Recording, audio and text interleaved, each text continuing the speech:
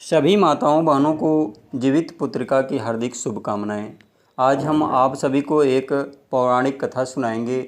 बहुत ही ज़माने पहले जीवित पुत्रिका की यानी जिउतिया माता की जो कृपा होती है बहुत ही असीम होती है। दोस्तों, एक ज़माना था, उस समय एक गांव में एक औरत, एक महिला रहती थी और बहुत पूजा पाठ, बहुत श्रद्धा के बाद उसे एक पुत्र की प्राप्ति होती है।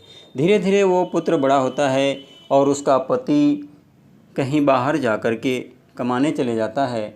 और एक साल की बात है, जब जीवित पुत्रिका का व्रत था, जिस दिन व्रत रखना था उसी दिन उसका लड़का एक बगीचे में खेल रहा था और खेलते खेलते वह झाड़ियों में चला जाता है और उसे एक सर्प काट लेता है। दोस्तों, सर्प काटने के बाद वह दौड़ते दौड़ते अपनी माता के पास आता है और अचेत होकर के गिर जाता है।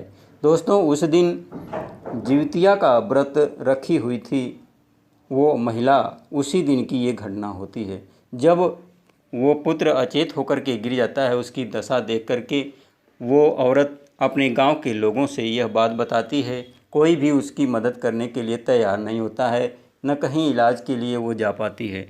दोस्तों, उसकी निष्ठा जिउतिया माता के ऊपर इतनी थी कि वह जिउतिया माता के ऊपर ही ये सारा भार सौंप देती है और जिस कमरे में, जिस रूम में वह जिउतिया माता के अनुष्ठान को कर रही थी, उस कमरे की सफाई करके, उस ज़मीन को लीप करके वहाँ अपने पुत्र को सुला देती है और अपनी आँखों को बंद करके पूरी श्रद्धा और निष्ठा के साथ वहीं बैठ जाती है और कहती है कि हे जिउतिया माता, अब मेरा पुत्र आपके ऊपर ही है, इसका जीवन आपको ही बचाना है।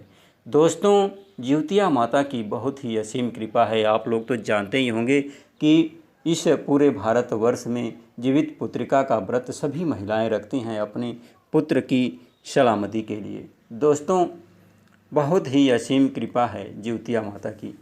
वह जब औरत वहाँ पर पूरी निष्ठा और श्रद्धा के साथ बैठ जाती है अपनी आँखों को बंद करके निर्जला अवस्था में, जानते हैं कि 24 घंटे तक माताएं अपनी निष्ठा के साथ इस व्रत को रखती हैं और निर्जला व्रत रखती हैं, तो वह वहाँ बैठ जाती है और ये ठान लेती है कि जब तक हमारा पुत्र जीवित नहीं होगा, सुरक्षित नहीं होगा, तब तक हम न पानी पिएंगे और ना ही भोजन का ग्रहण करेंगे। दोस्तों, पूरी रात बीत गई और पूरी रात बीतने के बाद जब लगभग 3 बजता है यानी भोर का समय होता है, उस समय ऐसी कृपा होती है जिउतिया माता की कि वह सर्प, जो सर्प उस बच्चे को काट लिया था, डस लिया था, वह सर्प आता है और ये जो लड़के की माँ थी वह आंख बंद करके बैठी हुई है और इतने में सर्प आता है और अपने विष को वह धीरे धीरे खींच लेता है। जब वह विष को खींच लेता है, उसके बाद उसका पुत्र फिर से सचेत अवस्था में आता है और जीवित होकर के बैठ जाता है और बैठ करके अपनी माता से कहता है कि माँ, मुझे बहुत तेज़ से भूख लगी है और मुझे प्रसाद दो, मुझे खाना है। इतने में जब उसकी आँख खुलती है इसकी माँ की, तो वो अवाक रह जाती है, बहुत ही आश्चर्य होता है और बहुत ही धन्यवाद देती है जिउतिया माता को और बहुत ही प्रसन्न होती है और प्रसन्नता के साथ अपने हाथ मुँह धोती है, नहाती है, धोती है। उसके बाद पूरी श्रद्धा के साथ जिउतिया माता का अनुष्ठान करती है और पूजा पाठ करके और प्रसाद अपने बच्चे को ग्रहण कराती है और खुशी खुशी से वह जीवन फिर बिताना शुरू करती है। दोस्तों, इतनी अनुकंपा है जिउतिया माता की कि अगर आप पूरी निष्ठा से इस व्रत को रखते हैं तो आपके पुत्र हमेशा सलामत रहते हैं। हर माताएं यही कामना करती हैं कि हमारे पुत्र सलामत रहें। जिउतिया माता का इतना ही कृपा हमेशा रहती है लोगों के ऊपर। बहुत ही निष्ठा के साथ सभी औरतें इस व्रत को करती हैं।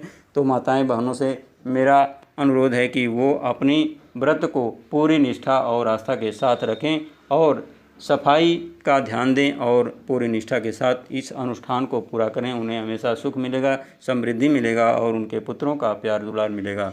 तो दोस्तों, कैसी रही एक हमारी कहानी? अगर कहानी आपको पसंद आई हो तो लाइक कीजिएगा वीडियो को और अपने दोस्तों के साथ शेयर कीजिएगा। अगर आप चैनल पर नए हैं तो प्लीज़ हमारे चैनल को सब्सक्राइब जरूर कीजिएगा, क्योंकि जब भी हम आपके लिए कुछ अच्छी कहानियाँ लेकर के आएंगे तो उसकी सूचना आपको शीघ्रता से मिल सकेगी। फिर मिलेंगे अगली कहानी में, तब तक के लिए बाय बाय दोस्तों।